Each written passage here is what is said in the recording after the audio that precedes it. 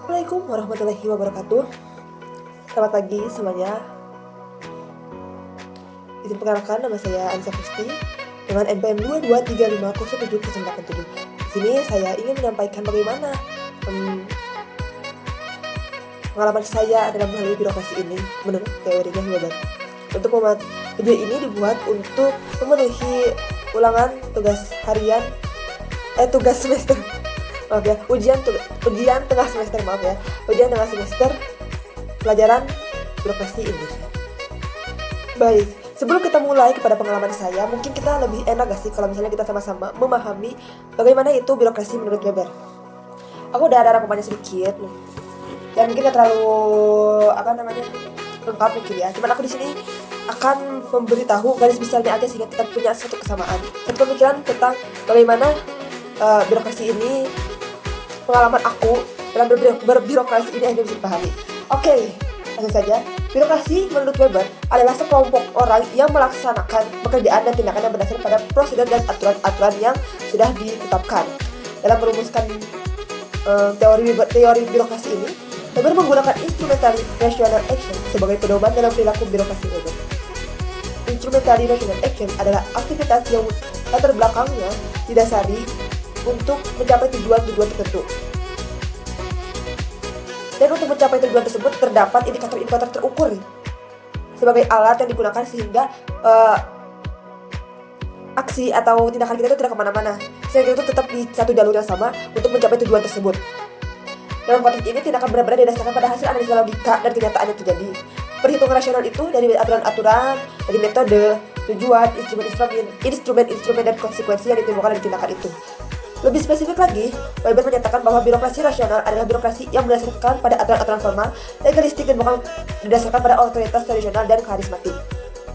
Jadi itu ya, ini dasar bagaimana perilaku dari orang-orang yang daripada birokrat-birokrat itu sendiri.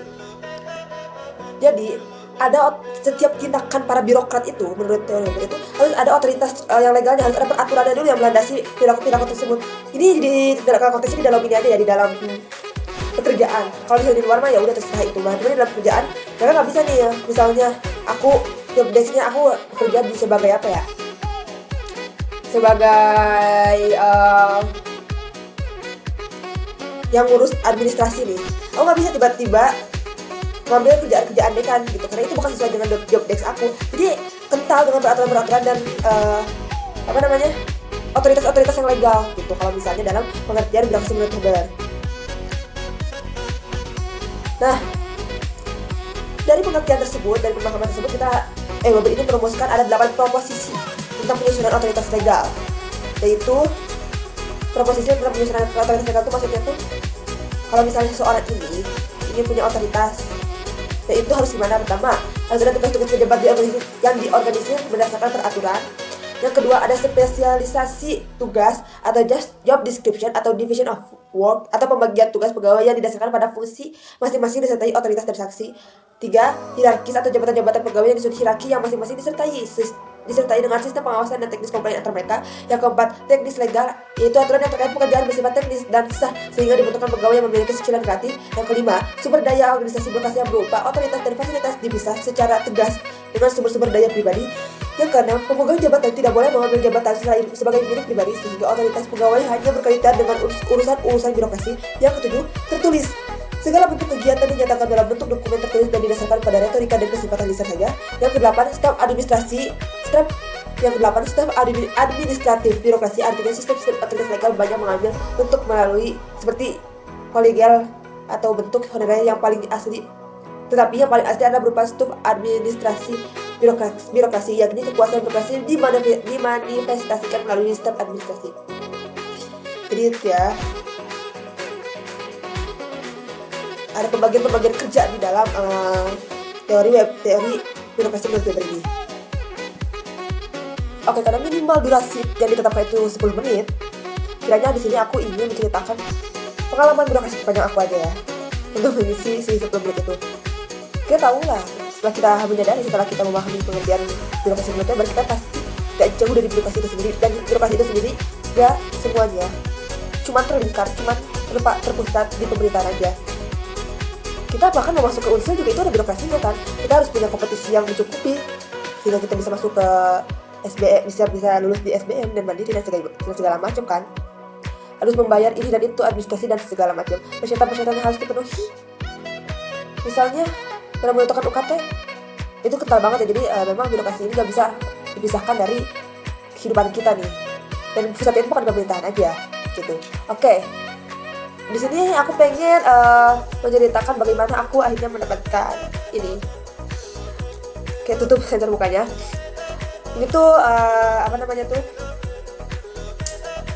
name tag dari Gemercik Media atau UKM Pers Mahasiswa. Kalau misalnya kalian udah bisa lolos, kalau misalnya name tag ini bisa didapatkan, kalau misalnya hanya jika kalian itu sudah melalui 1 tahun masa dengan percobaan yang begitu berat.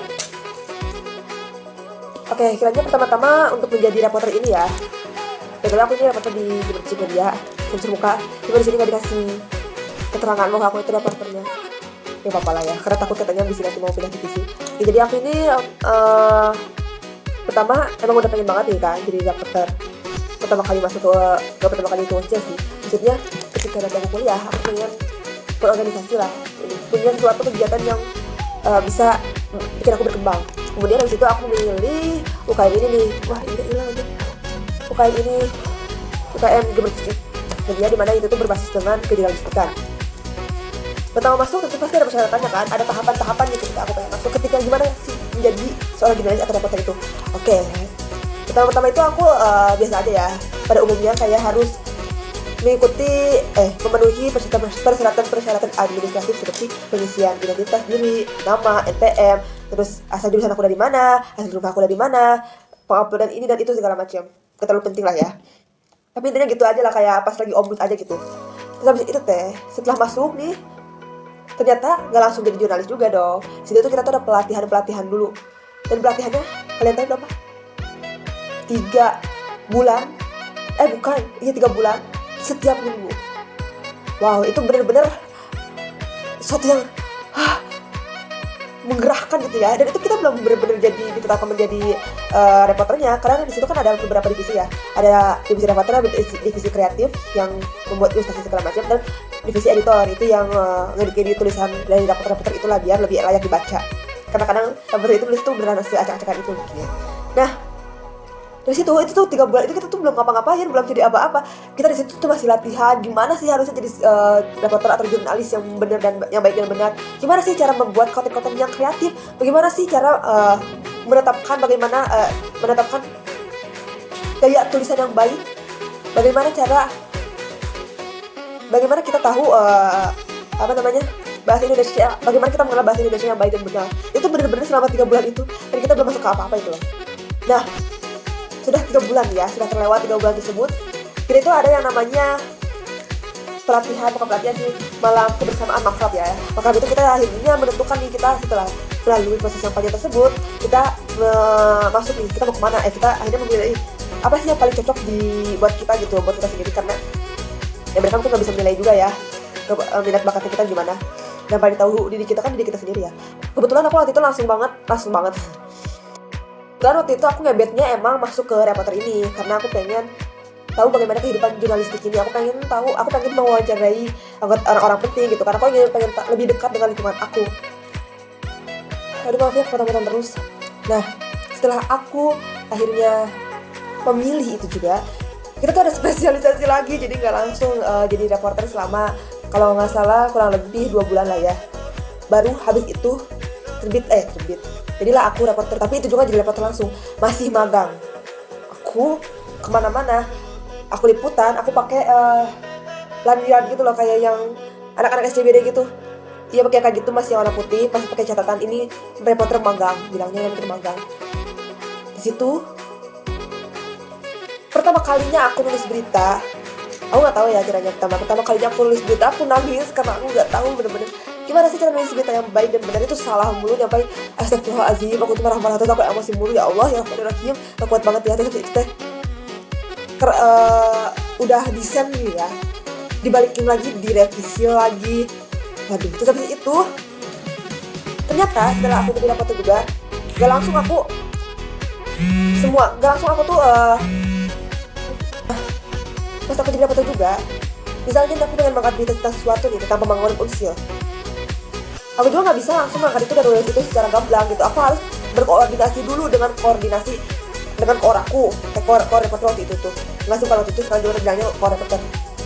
Aku harus berkoordinasi dulu dengan dia, apakah kiranya berita ini memang bisa nggak diangkat gitu, apakah berita ini layak untuk diangkat atau tidak.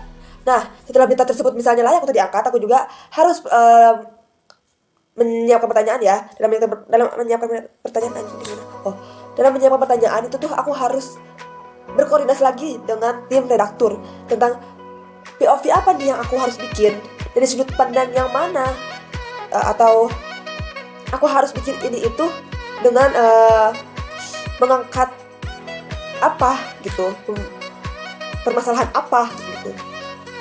Berkoordinasi, dan habis itu tuh nanti mereka sendiri yang menentukan apakah ini layak, kemudian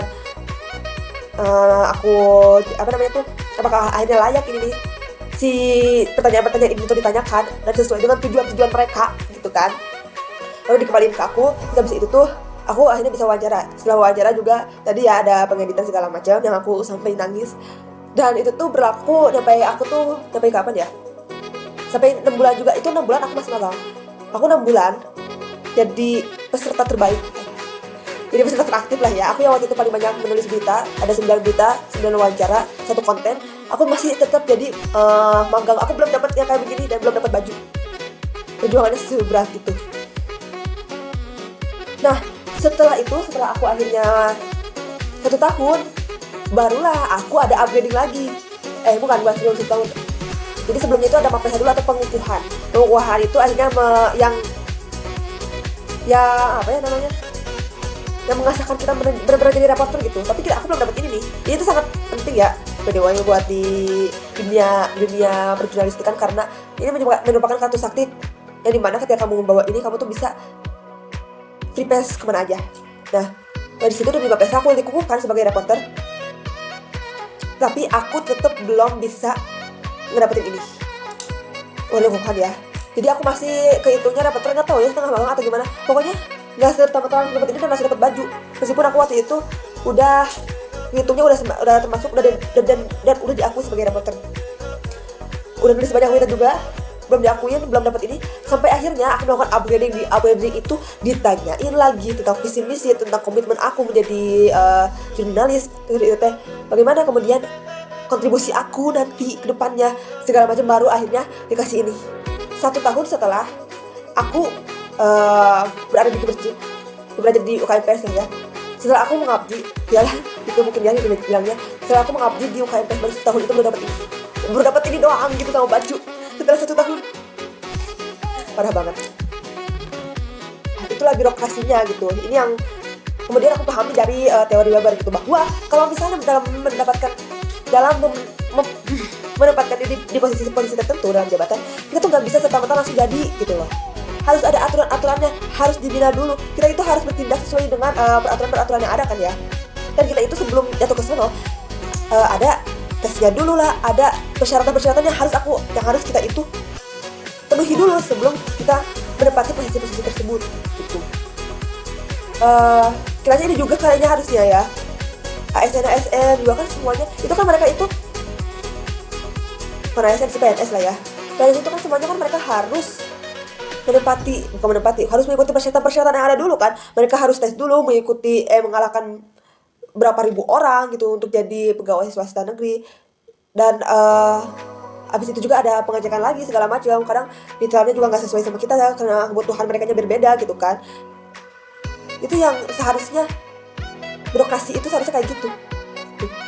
Itu analisis aku sih dan pengalaman aku bagaimana terjun langsung dalam birokrasi ini.